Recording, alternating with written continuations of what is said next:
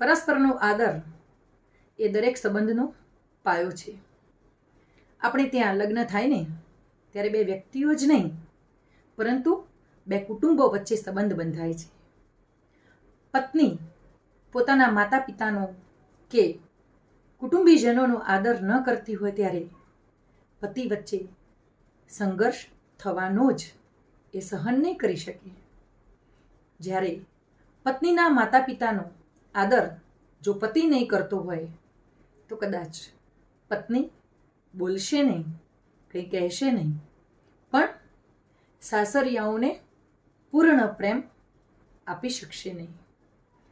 આ તો વાત થઈ બે પિતૃપક્ષના, બંને પિતૃપક્ષના આદરની વાત થઈ.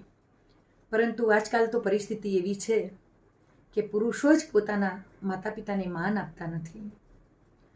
એમને એવું જ લાગ્યા કરે છે કે માતા પિતા ટક ટક કરે છે, એટલે માતા પિતાને માન આપતા નથી, સન્માન આપતા નથી.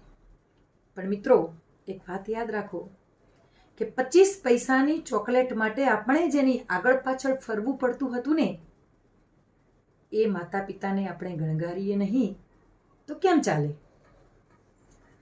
પરિસ્થિતિ જોતા એવું થાય કે આપણું બાળક છે, આપણું બાળક જ્યારે નાનું હોય છે અને બીમાર પડે છે ત્યારે આપણે ખૂબ દુઃખી થઈ જઈએ છીએ.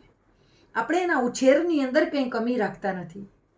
તો આપણા માતા પિતાએ પણ ભોગ આપ્યો છે, આપણો ઉછેર કર્યો છે, એ આપણે ન ભૂલવું જોઈએ. અને આ બેંક એવી છે ને કે બેંક ક્યારેય તૂટતી નથી અને વ્યાજનો દર પણ ઊંચો છે.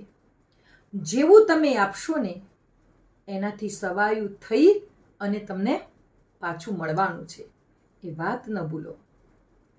માતા પિતાનો આદર કરો.